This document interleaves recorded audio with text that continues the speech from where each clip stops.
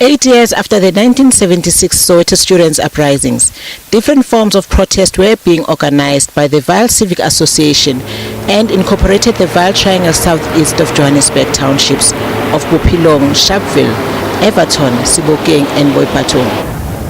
Thousands of people marched in protest against rent increase and the formation of the tricameral parliament, which did not represent black people.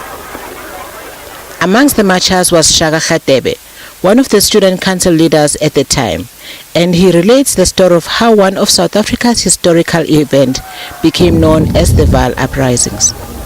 The rent boycott, it's because when the Black Local Authorities Act was enacted in 1983, where the blacks would only be governed by their local authorities, we boycotted the elections in November 1983. We played a part in ensuring that those elections are not taking place. But we then come in as students because if your parents did not have money to pay rent, the very first month they lock the house, they throw you out.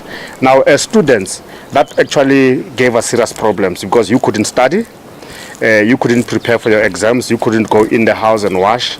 If your parents were locked out, it would then mean that you need to change a place, go stay somewhere, maybe in Everton with their uncles or whoever. But we then wanted to identify a day which will be symbolic not only to ourselves but also to the country. That's why we felt that the 3rd of September, the leadership of the Vaal Civic Association at the time, felt that the 3rd of September will be much more of a political impact to the country, but also will show the world that things are not as rosy as they're depicted by the apartheid government then. What was supposed to be a peaceful march ended with countless people killed and wounded, including residents, township councillors, and administration buildings and homes were burnt down. They're going to hand over a memorandum here. This open space here used to be an old Orange Vaal municipal building. So leaders and the church leaders and civic organization leaders, they actually gathered here to hand in the memorandum from this place. As far as we can still recall, on the day, the march was peaceful from where they gathered until here, but I think all hell broke loose in the afternoon, after everybody has actually went back home. When people hear that the march in Sebokeng was disrupted, people were shot. And it's only then that people started also around here in the afternoon to do what at the time we deemed it to be showing dissatisfaction from how the Orange Vaal Council responded to peaceful marches at the time. 30 years on, the scars of that fateful event are still visible. This place, coming through here, it is the place where the first shot was actually released.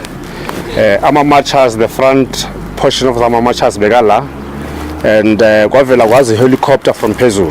Angazi aksakubul befela kweli side. But yafika yadubula la.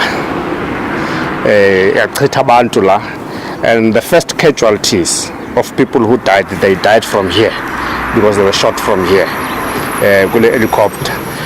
The churches also played a big role in the protest against apartheid regime and were used as refugee and meeting places by activists.